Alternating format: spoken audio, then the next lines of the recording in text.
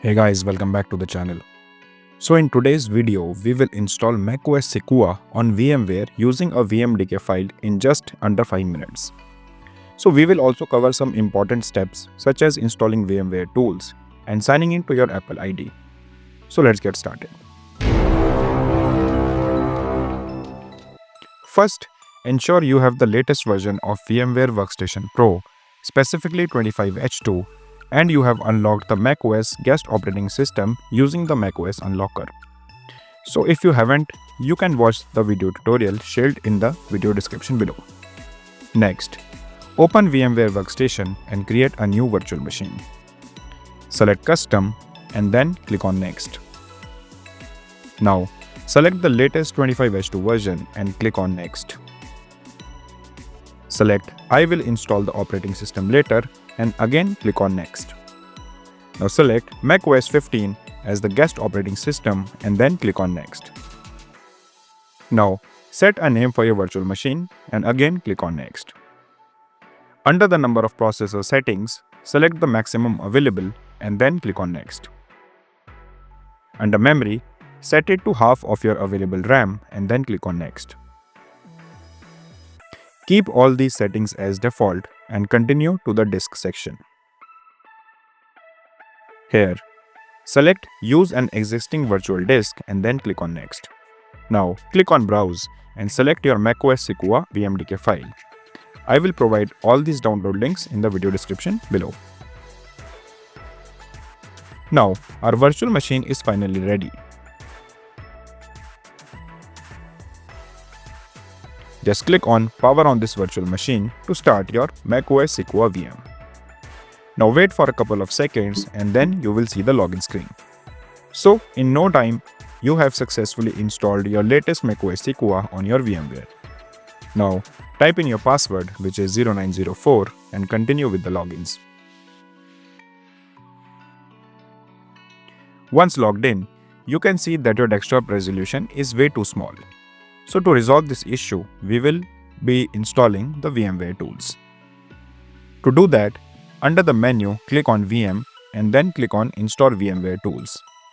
So as soon as you click on it, an error message will appear, but it will also include a download link.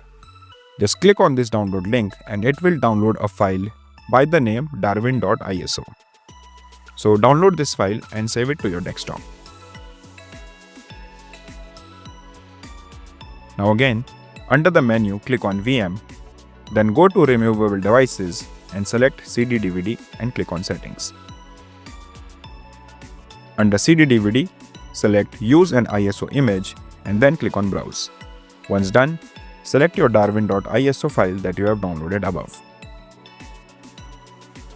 Again, go back to your VM in the menu and attach the CD drive to your virtual machine. Once attached, you will see the installation of VMware Tools on your Mac desktop. Now, double-click on the VMware Tools and proceed with the installation steps.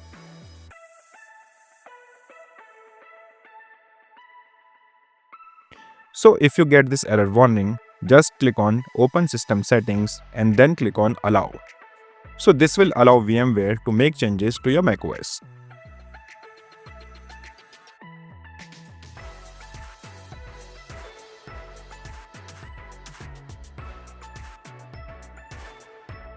Now, close the VMware installation and again install the VMware Tools. So this time you won't see an error message and your installation will complete.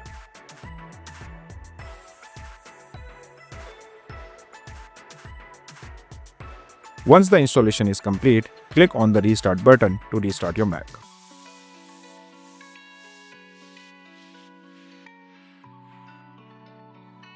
Once logged in, you will see that your desktop resolution is now fixed.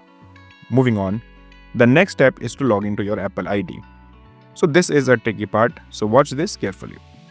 The usual way to log into your Apple account is by going to System Settings and then clicking on Sign into your Apple ID in the left panel.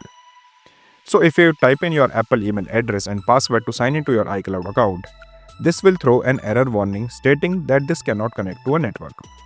Now, in order to bypass this issue, just open your Apple Store and then click on Sign In button.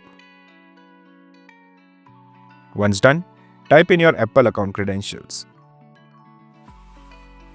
With this, you will be logged into your Apple account and you can confirm that from under your system settings as well. Moving on, since your macOS Sequoia is running with my account logged in, you can go to System Settings and create a new user under Users and Group. Now, simply click on Create a new user with your credentials and then you can remove the existing account named Vaibhav Gupta.